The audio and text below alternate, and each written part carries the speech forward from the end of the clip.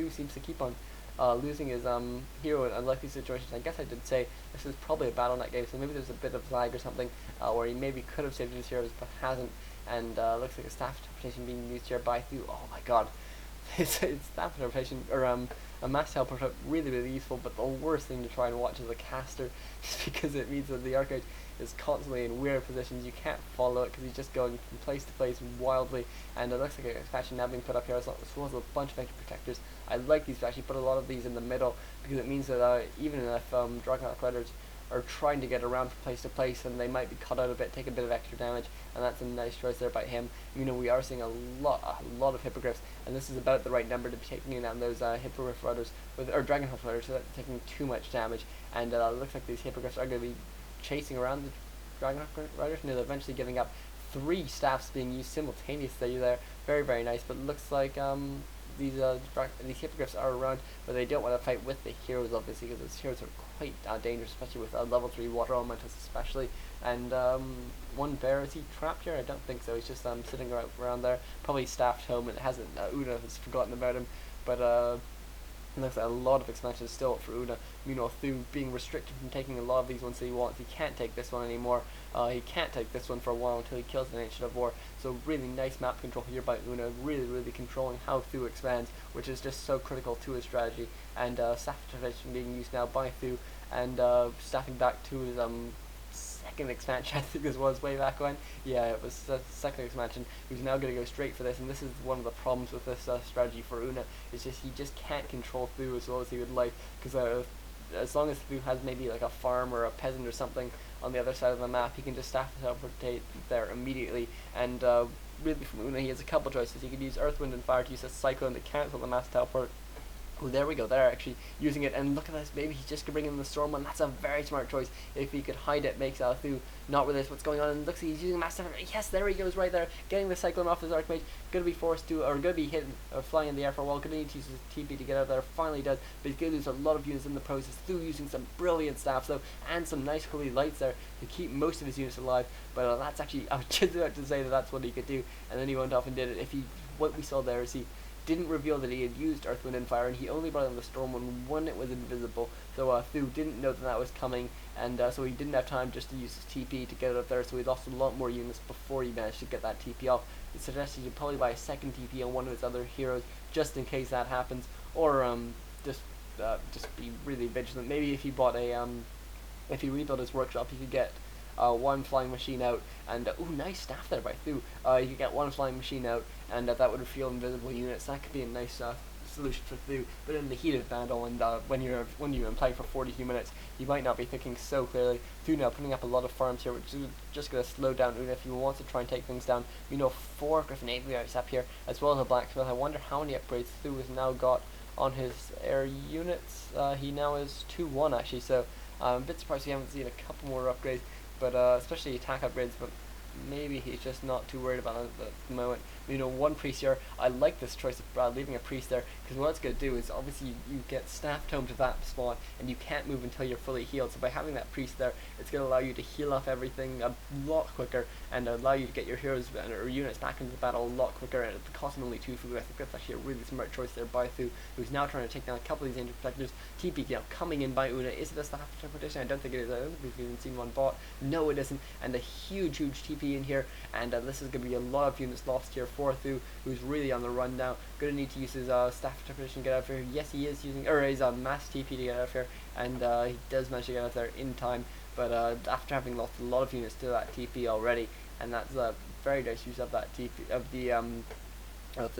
just mass TP, or actually just TPing onto a big army with an even bigger army, and just really causing a lot of trouble for th000, who has to use his mass TP out there if he doesn't want to waste a lot of money, which he can't afford to be doing at this point. And I think actually Una can afford to be trading TPs for mass TPs at this point, just because he's mining so much more than th000 is at this point. And we are seeing lots of production here from these Griffin Aviaries, but at the same time th000 just constantly on the run, just can't afford to be taking a fight heads on with Una, and at some point th000 has to build up an army capable of fighting Una, but he just hasn't been able to do that quite yet. Shadow Strike going off on this Mountain King, who's going to be on the run yet again, but more healing, more stabs are available if needed, and just such a nice sort of low economy. I mean, I want to say low economy. We've seen so many units built by both sides, but low economy basically in terms of how many units he's actually using build by through. Look at this, all these hippogriffs just camping outside the Griffin aviaries waiting for units to finish, and Thu just cancels all the units up there that we're building just because he doesn't want to lose them immediately. He'd rather just save some money, and Thu now with 7,000 gold in the bank gonna be able to spend a lot of that soon. But as I say, just because he's not been building too many units, he's been making very nice use of his stabs. He's been keeping lots of stuff alive. He can afford to continue fighting even though he's been so far behind in economy for a lot of this game.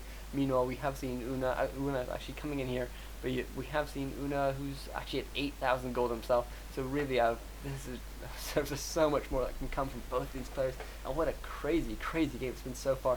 Meanwhile, these hippogriffs coming in here. Obviously, hippogriffs just so fast. And if you don't have enough dragon riders to shackle all the hippogriffs, then you may as well just try and run for it. And hope that you can hit some of your heroes or something later on. But it looks like haze going off. Will we see a breath of fire? Yes, we do. And this is bad for Thu. He's going to lose 3, probably 5 or so before he gets into the range of his towers.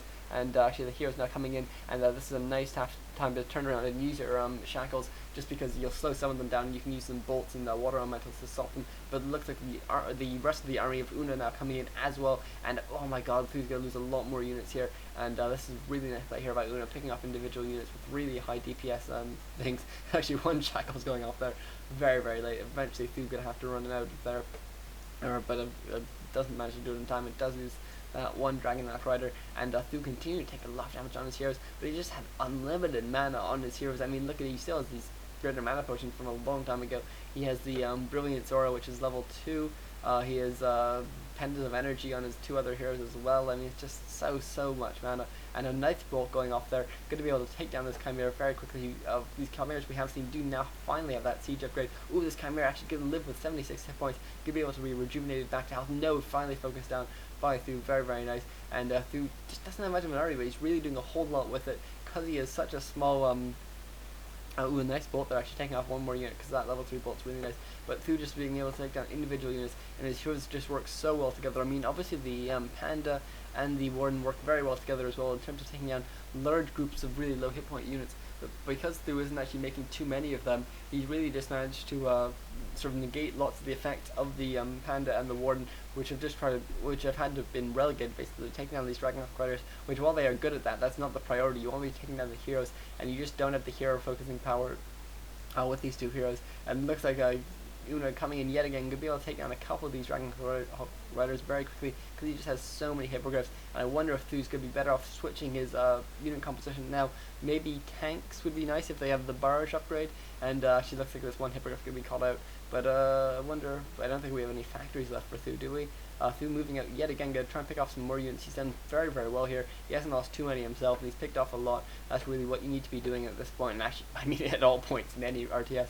And Thu putting in a whole bunch of towers here, just going to try and creep up on that expansion. Maybe build some cannon towers would be very nice in this situation. And looks like a nice staff there by Thu at the last second. A second nice staff when he doesn't even need to staff the third one, though I'm sure he could. Just really very nice play here by Thu. And it looks like one more hippogriff could be taken down, but it looks like the Warden coming in good. Try and get a nice bit of damage there. Actually giving a chance for the hippogriffs to run in and take down that one Dragon Rider. Very, very nice there by Una. Really playing it very smart. And one Spirit of Vengeance here. I'm not even sure where the Avatar Vengeance. Oh no, he's with the army there. And Thu now, look at all these towers. Looks like they're all guard towers. Unfortunately, no cannon towers. That'd be very, very nice to see though. Obviously, cannon towers actually really so annoying, but they just take ages to build. But if you can hide them like that, they can be quite effective. And lots of these mines now finish mining, so we are going to have to see a wind down eventually when some of these mines run out. This is going to be the second mine that this Tree of Eternity is fully mined. Just give you an idea of the extent of this game so far.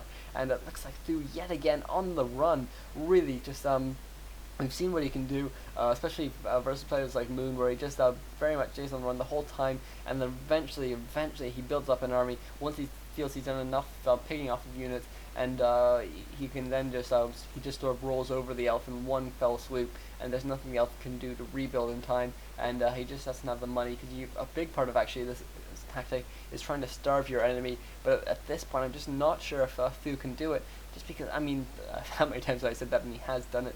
but just so tricky to try and starve your enemy when they just are mining, or they're just mining so much more than you, and they just have so much more map control than you do. And Una actually having vision of these towers could be able to take down a couple peasants, but finally Cloud coming in here, and it'd be nice if Thu can try and force some fights around here, where the bears are going to be much more limited in their ability just to run in and do a whole bunch of damage to heroes. And it looks like we are seeing Una running in here, but I think he shouldn't be fighting around these towers when the heroes are also around, and always it's pretty hard to fight when the heroes aren't around, considering this Archbait just have mass TV, but that's where things like using Earth, Wind, and Fire, maybe even, I mean this is a bit crazy for this night in the game just because the Mountain King is now level 5, but if you got it a bit earlier, a Tinker Third would be really nice because you can get cluster rockets, and that can immediately cancel a mass TP, things like that are just a really nice small way of cancelling those TPs without having to go crazy and using your ultimate every time. And it looks like, actually, I mean, obviously the Tinker is a fantastic third hero as well because he's a whole bunch of hit points. Looks like this Entangled Goldmine gonna go down quite quickly now, still has 12,300